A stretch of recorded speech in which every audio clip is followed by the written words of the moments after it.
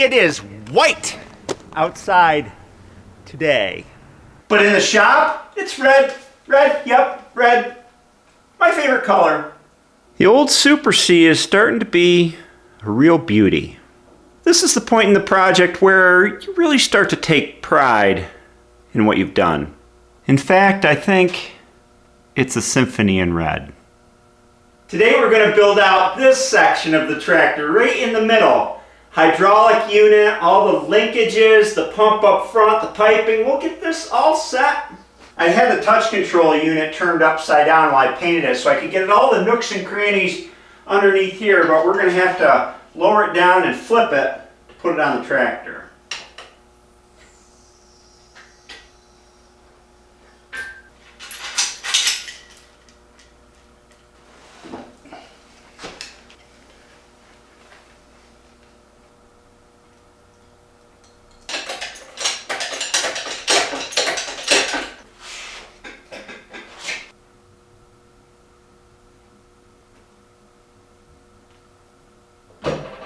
Let's get the bolt holes lined up here. Oh, there we go. I didn't take this unit apart and rebuild it. It never leaked. It always worked great. These aren't difficult to rebuild. They're just time consuming, that's all. So I elected not to do it given that it's working all right. How am I going to get that one in? Kind of a tight space down in here. I kind of messed up when I first shut the tractor down because I should have put the arms in the opposite position so I could clean all this overlap up, but I didn't. So later on, after I get it running, I'm going to have to move them so they're separate and clean it up and do a little get that all set. This is the hydraulic valve that raises and lowers the fast hitch.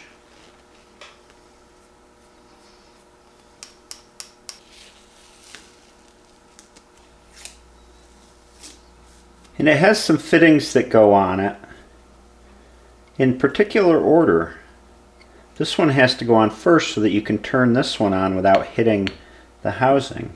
And although some people will say never to use Teflon tape on hydraulic fittings, I do. I just hold it back from the edge and I'm careful, and I've never had a problem with it.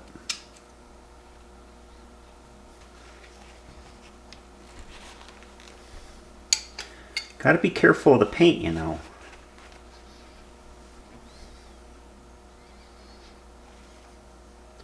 I'm going to leave this one loose because I got to adjust it when I put the hydraulic lines on later. I removed this valve from the main hydraulic unit, number one, so I could clean easier and get into everything, and number two, because it was leaking from right here. There's a lip seal under here on the valve spool that was leaking a little bit, so I took it apart. This gets a gasket. I had to make a new one, of course. Didn't want to go and buy one. It's not that hard to make gaskets, just a ball peen hammer and an X-Acto knife and a set of hole punches for gaskets. I had to take this pipe back off to get this bolt in.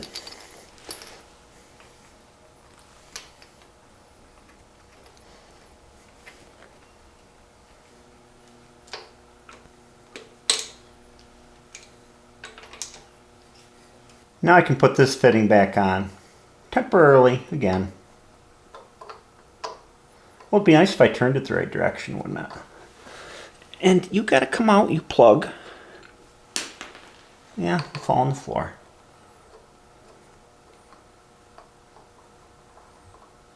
Oh, before I go any further, question comes up once in a while, how do I clean parts? I clean them the old-fashioned way. I got, right angle grinder with a knotted wire brush on. Of course, first thing I do is I pressure wash the tractor and degrease it before I bring it into the shop. But after that, for removing old paint and baked on gunk and everything else, this, for the most part. And then for detail work, just a drill with a round wire brush on it, and I got a whole bunch of different sizes of these brushes, and then this little guy, which is a knotted wire brush as well, that gets into little creases. And then for very fine work, like on carburetors and nooks and crannies, a Dremel with a round brush on it and a cup brush that goes on it. And then when I'm doing sheet metal, I definitely want to get sheet metal right down to the metal, no paint residue at all because you'll see it through the finish coat. I use these 3M rust and paint remover pads on a drill to remove paint from sheet metal and get it all nice and shiny, and those are the things. I put things through the parts washer usually after I clean them up to get any dust off them, and then before I paint them, I wipe them down with lacquer thinner to get any remaining oil residue off. That's it. It's dirty, but it's a necessary part. I spend more time cleaning parts than anything else when I do one of these tractor restorations, and it's not much fun. That big box I put on the tractor is the hydraulic valve and cylinder unit, and this little tiny thing here is the hydraulic pump. One thing I do once in a while, instead of having to paint bolts separately, like putting holes in a board and then sticking them in the holes and painting them, is I actually put a nut on them and paint them on the assembly, and that way I don't have an extra step of painting the bolts separately. So these two bolts are the mounting bolts, and I got to get them off. Well, you didn't go on so hard. Why are you coming off hard?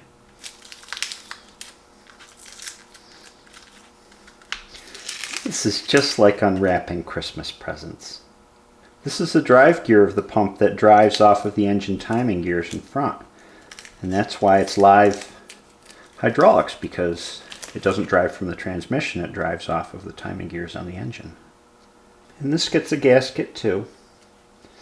I bought this one with a kit though, with O-rings, instead of making it, because I needed new O-rings and the kit was reasonably priced.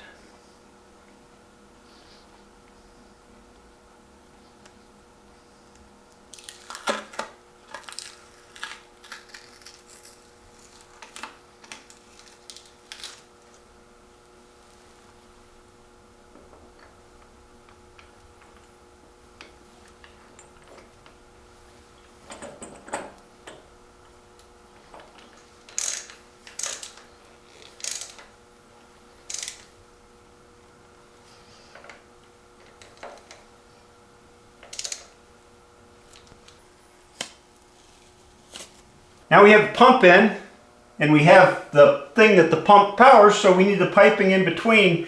And I think that I can get it in if I just take the cap off here. Hopefully. It's got to slide through here. And the seals are made with O-rings. I just dip them in a little bit of oil, and that kind of glues them in place.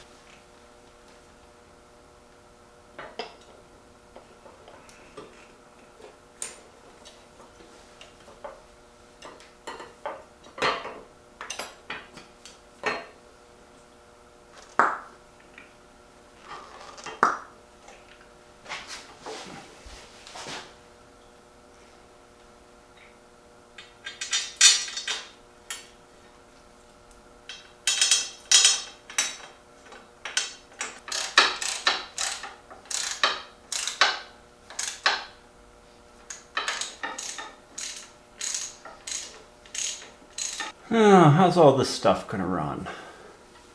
Down there.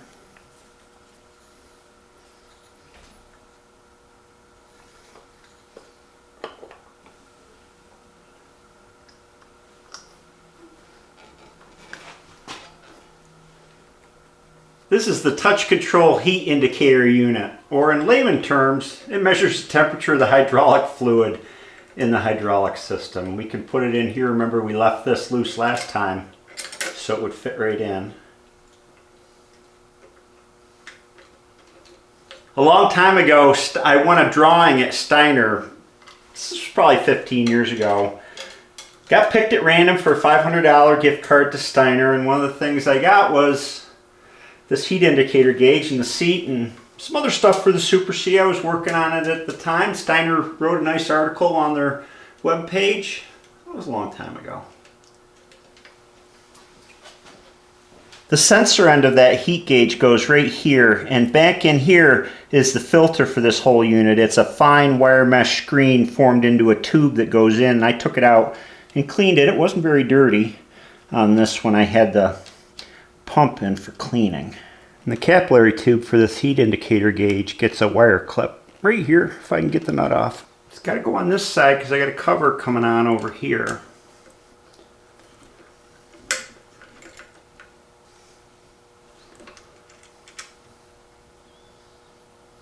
The right wire clips are one of those details that's just really important in my book. We don't want zip ties and electrical tape and all that kind of stuff all over the place. Next, believe it or not, in goes the battery. The battery, yep, with a go handle. Then the battery box, which isn't really a box, it's two sides that go to enclose the battery here. Batteries aren't very much fun to change on these. They're kind of buried. So hopefully this one will last a while. Oh, I gotta take this bolt off.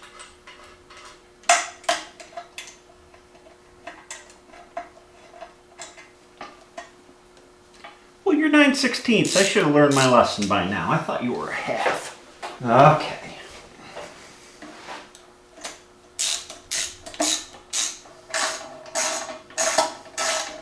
Oh my gosh, you're a long bolt. Fine thread too. Fine threaded long bolt.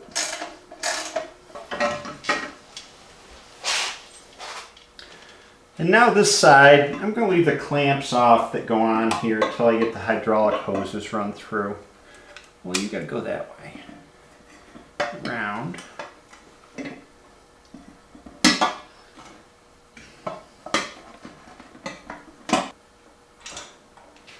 Where's my wrench? Where'd it go?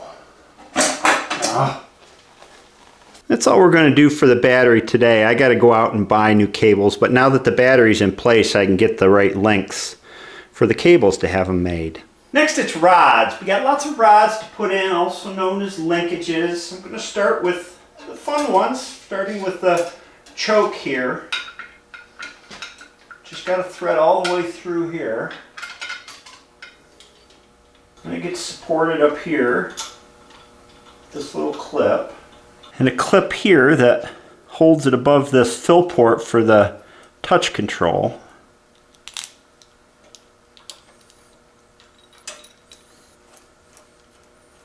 This is the governor or throttle linkage. It runs from the governor up front back to the throttle control. Got to thread it through everything here. Hooks right in here with a cotter pin.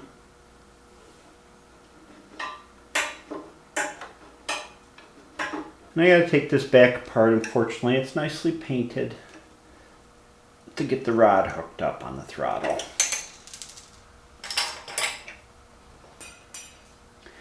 I always drop too much stuff. I got a washer back here. You can't see it. I can't either, but I'm gonna put it in.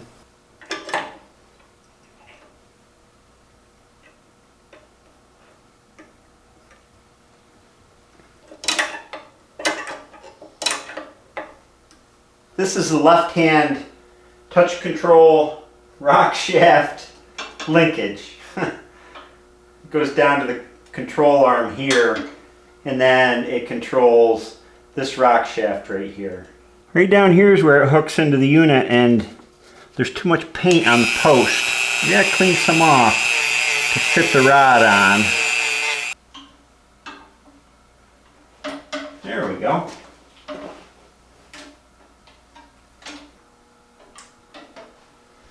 And this here is the right rock shaft of the shaft. It controls this rock shaft and also a matching one on the other side, so they're both run by this lever shaft, you know, linkage. Yep, there's a lot of this stuff on this tractor. A lot of linkages. Next in line for the never-ending linkages is starter linkage, starter pull rod. Fastens on up here at the tree.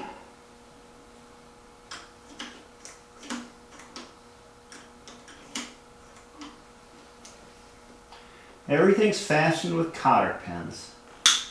Rods and cotter pins. And then, and this is the last one, we've got the linkage that goes to the rear, the fast hitch to raise and lower it.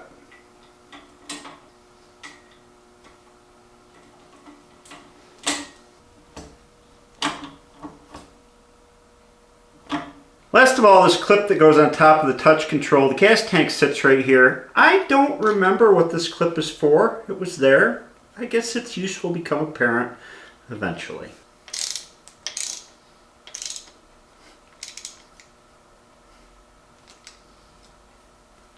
Now that all the linkages are in, we can tighten up the quadrant in the right position. You can see this is the bottom travel of the levers here.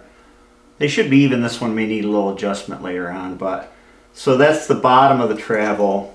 Let's get these down here. And then the top of the travel is right about there. Let's move that one back. So we'll just kind of center it. That looks like a good spot right there. You can tighten up the bolts.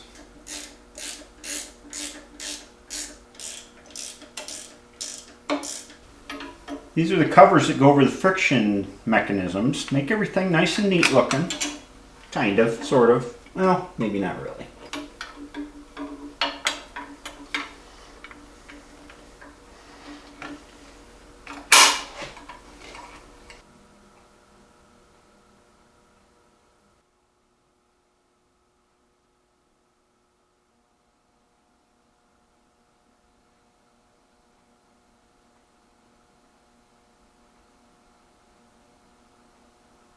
Whoops. Can't forget that.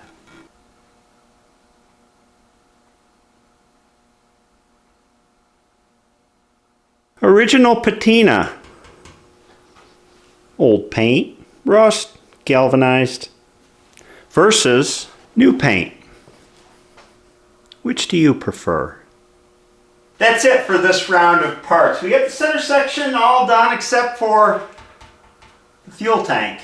And the fuel tank is next. Luckily this one won't be as bad as some I've gotten into. It's still nice and galvanized on the inside, isn't full of crap. Just needs to be cleaned off and repainted. And then, well, that plus some battery cables and a fuel line will make it able to start up the tractor. But I'm wondering, because I'm telling the story of redoing this tractor, if I shouldn't do the front cowl and the hood and get those ready so that when I start the tractor up I can put those on and it'll look like a complete tractor. I don't know. I'm thinking about it. The next video could be the startup video. We'll see. I hope you enjoyed this one. Have a great day and I'll see you next time. Start it up. Do the sheet metal. I hate doing sheet metal. Dense. I don't know, I'll sleep on it.